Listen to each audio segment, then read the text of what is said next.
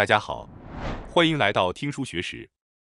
今天我要给大家介绍由马克·海曼医生所著的《美国名医教您如何通过终极饮食减掉内脏脂肪》这本书。突然想问大家一个问题：您觉得什么最有助于您的健康和长寿呢？答案是增加脂肪的摄入。通过增加脂肪的摄入，您不仅可以减轻体重、减少内脏脂肪，还能够提升健康水平，延长寿命。摄入的脂肪越多，体脂反而会越少，身体的机能也会更好。首先需要说明的是，本书引用了大量的科学研究，非常详细地解释了脂肪为何对我们的身体有益，肥胖是如何产生的，以及如何预防肥胖等问题。大家对脂肪的看法是什么呢？是否有的人会认为脂肪对我们的健康有害，或者担心摄入脂肪会导致发胖呢？如果你有这些疑虑，那么现在就应该放下这种传统的观念了。长期以来，医学界和政府一直认为脂肪会导致肥胖和疾病，因此建议人们减少脂肪的摄入。然而，最新的研究表明，这种传统的观念是错误的。虽然脂肪看似对身体有害，而体内过多的脂肪确实会导致疾病，缩短寿命。为了减少体内脂肪，人们常认为应该少吃脂肪，这种逻辑看起来非常有道理，但实际情况却并非如此。事实上，摄入脂肪并不会直接导致腹部脂肪的堆积。现代科学研究表明，摄入脂肪不仅不会增加腹部脂肪，还能减少其积聚，并有助于预防如认知症、癌症等疾病，同时改善心脏病和2型糖尿病的病情。实际上，脂肪摄入的量越多，体脂就会越少，身体机能也会显著提升，内脏脂肪会迅速减少。体重下降的同时，活力、情绪、肌肉酸痛、鼻炎、过敏、心理健康、皮肤状况、睡眠质量和性欲等方面都会明显改善。作者对此深信不疑。本书的目标远不只是帮助您减轻体重，而是提供了保持身体健康的最佳饮食指南。按照书中的建议实践，通过重新认识脂肪的作用，我们不仅能减轻体重，还能比现在更加健康。今天视频的内容包括以下3个部分：第一，如何尽情享受美食而不发胖的秘诀；第二，不会让您发胖的食物；第三，医生建议的绝对不要食用的食物清单。首先是第一部分，如何尽情享受美食而不发胖的秘诀。作者明确表示，即使摄取脂肪也不会发胖，反而高脂肪饮食能让腹部变得平坦。本书引用了各种研究，阐述了以下几个关于脂肪的真相：一、脂肪能够促进新陈代谢，减少饥饿感，并燃烧内脏脂肪等体脂肪；二、脂肪不会增加总热量的摄入，反而使其减少；三、高脂肪、低碳水化合物的饮食可以改善2型糖尿病；四、脂肪能抑制炎症，降低所有心脏病的危险因素；五、脂肪可以改善大脑的功能和情绪，有助于预防认知症。大家看完这几点之后，是否觉得这些观点颠覆了自己对脂肪的认知呢？尤其对于那些认为摄入脂肪会导致肥胖的人来说，可能更是大跌眼镜。其实，现代社会中普遍存在一种卡路里迷信，因为在3大营养素碳水化合物、蛋白质和脂肪中，脂肪每克的卡路里是碳水化合物和蛋白质的2倍多。因此，很多人认为减少脂肪的摄入就能够减轻体重。然而，这种观念实际上是错误的。原因在于，研究显示，食物中的每1卡路里对身体的影响并不相同。那么，这到底是怎么回事呢？让我们来深入探讨一下。首先，我们所熟知的碳水化合物或脂肪的卡路里数值，通常是在实验室中测得的。例如，一片面包含有500卡路里，这个数值是通过实验室测量得出的。但是人体内的环境和实验室的条件完全不同，食物在进入人体后，经历复杂的代谢过程，对激素、脑内化学物质和新陈代谢等方面的影响也完全不同。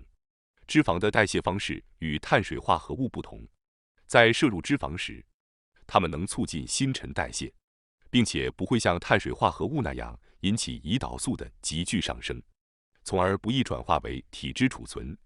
同时，脂肪还可以在大脑中起到抑制食欲的作用，从而减少日常的食物摄入量。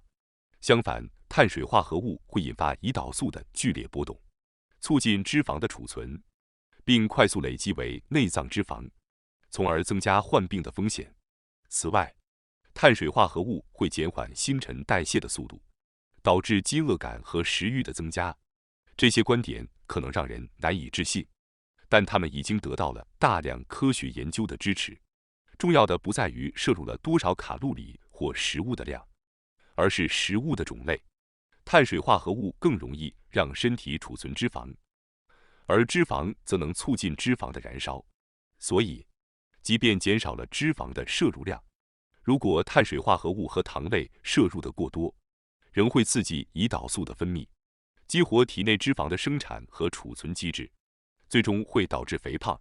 然而，脂肪不会引起胰岛素的激增，因此不会轻易储存为内脏脂肪。简单来说，脂肪热量高就会导致肥胖的这种说法是错误的。理解身体如何处理碳水化合物和脂肪的过程，大家就会明白，真正让人发胖的是碳水化合物，而不是脂肪。越来越多的研究表明，通过增加脂肪的摄入来获取卡路里，比通过碳水化合物能更有效地帮助减肥和改善新陈代谢。脂肪和碳水化合物的每一卡路里对身体的影响截然不同，因此单纯计算每日摄入的卡路里总量是没有意义的。打个比方，这就像货币一样，100日元和100美元的数字相同，但实际价值却大不相同。如果仅说今天花了500元，并不能明确表达实际的支出。我们在评估食物时，往往会陷入类似的误区。食物不仅仅是能量和卡路里的来源，它还传递着对身体各项生理功能的指令，影响基因表达、激素平衡、脑内化学反应、免疫系统、肠道菌群和多种代谢活动。听到这里，大家应该能抛开脂肪会导致肥胖的固有观念了吧？从现在开始，请大家记住，摄取脂肪反而能够减肥这一理念。最新的医学研究给出的结论是，尽情享受美食而不发胖的秘诀，就是多摄入脂肪，减少精致碳水化合物和糖类的摄入。高脂肪、低碳水化合物的饮食可以提升新陈代谢，有助于减重并维持减重的效果。很多人认为变胖是因为吃的太多，但哈佛大学的研究表明，并不是吃得多导致的肥胖，而是肥胖引发了食欲增加和缺乏运动。腹部脂肪细胞的堆积会导致饥饿感，结果让我们摄入了更多的食物。肥胖通过激素和脑内化学物质影响我们的饥饿感和疲劳感。通常我们会听到这样的建议：减少饮食，增加运动。但当我们限制卡路里并增加运动时，身体会认为进入了饥饿的状态，从而降低活动量，加深饥饿感来节约能量。最终，我们反而会摄入更多的食物，代谢也会变慢。因此，这种少吃多动的减肥方法往往难以持续。虽然短期内这种方法可能有效，但数据显示，能够在1年内保持减重成果的人不到10%，大多数人最终都会反弹回到原来的体重。听到这里，大家可能会问，既然吃得多不是导致肥胖的原因，而是肥胖导致我们吃得过多，那么肥胖的人会不会越来越胖？如果减少卡路里和增加运动无效，那我们究竟应该怎么做呢？作者指出，打破这个恶性循环的唯一方法就是多摄入脂肪，减少精致碳水化合物和糖类的摄入。通过这种高脂肪、低碳水化合物的饮食方式，不仅可以改善新陈代谢，还能有效地帮助我们减重，并长期保持健康的体重。接下来是第二部分，不会让您发胖的食物。前面我们已经详细讨论了脂肪对身体的好处，并且说明了摄取脂肪可以帮助我们减肥。大家可能会想，到底我们应该具体摄取哪些脂肪呢？因此，在这一部分，我将给大家列出一些推荐摄取的脂肪类食物。这些不会让您发胖的食物是：1. 鸡蛋；2. 坚果和种子；3. 特级初榨橄榄油；4. 草饲黄油或草饲酥油；5. 特级初榨椰子油。接下来让我逐一来进行讲解。首先是第一种食物，鸡蛋。鸡蛋可以说是我们日常饮食中最容易获取的食物之一。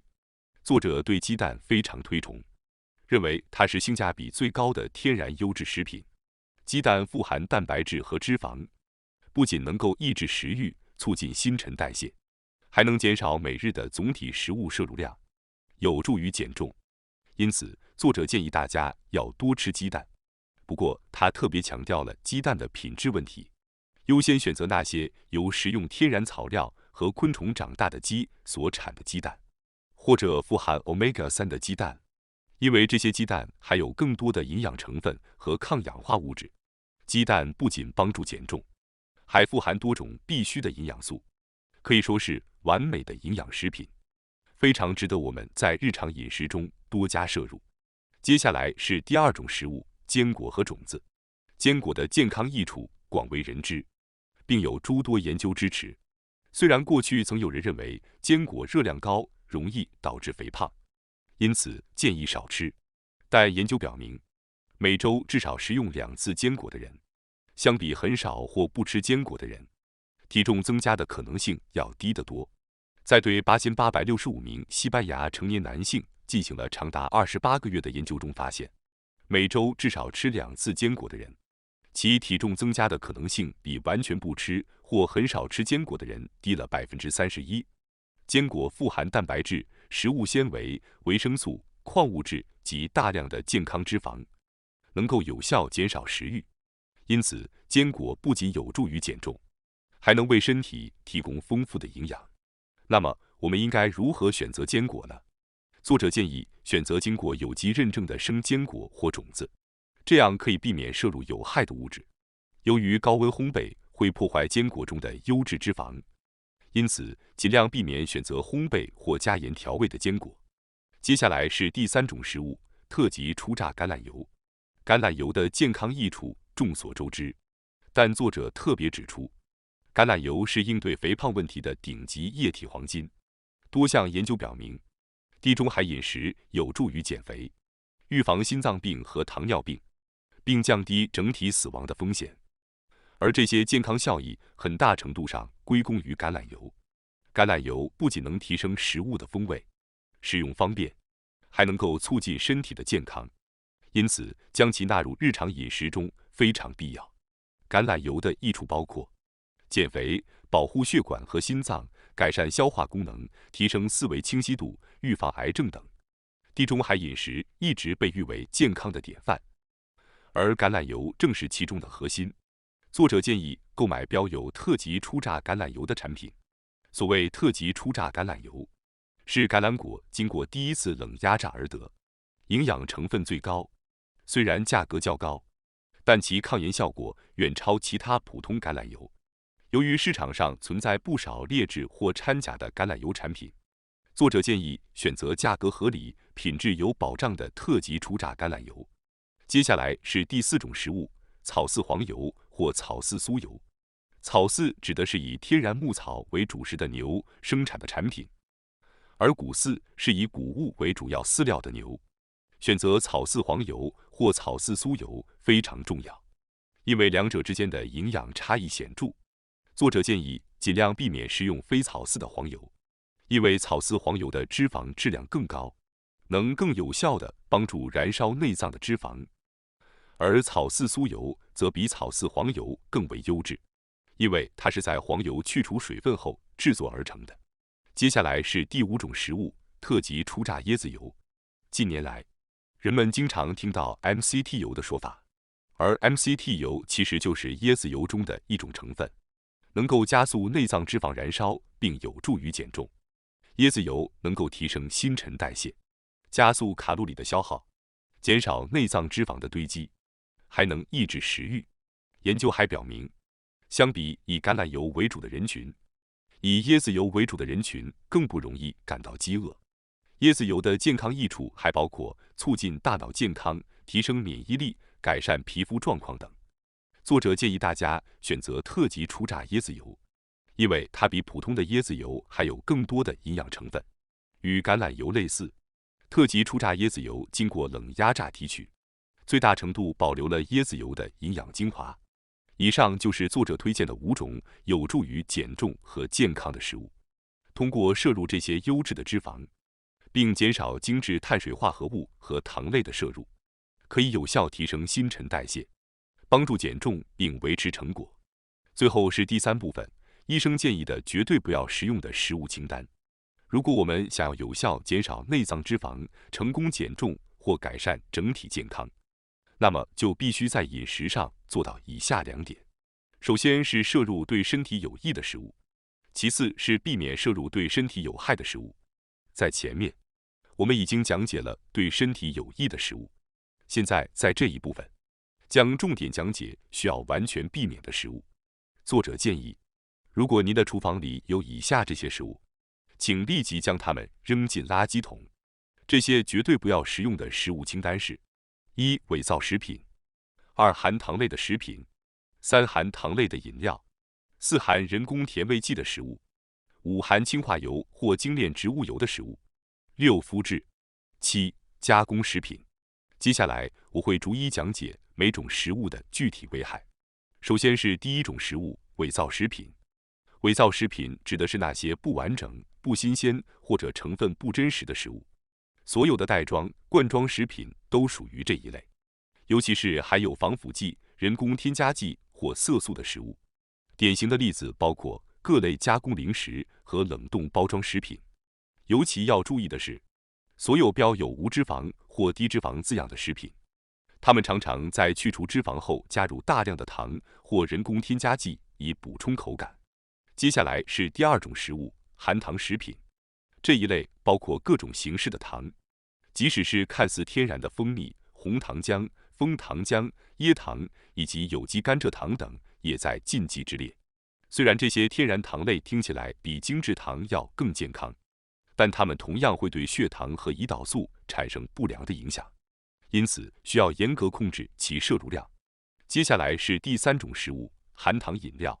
这类饮料包括果汁、加糖的红茶或咖啡、运动饮料和能量饮料等。饮料中的糖分会迅速被身体吸收，导致血糖迅速升高，对身体造成不良的影响。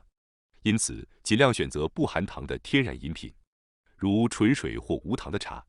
接下来是第4种食物，含人工甜味剂的食品。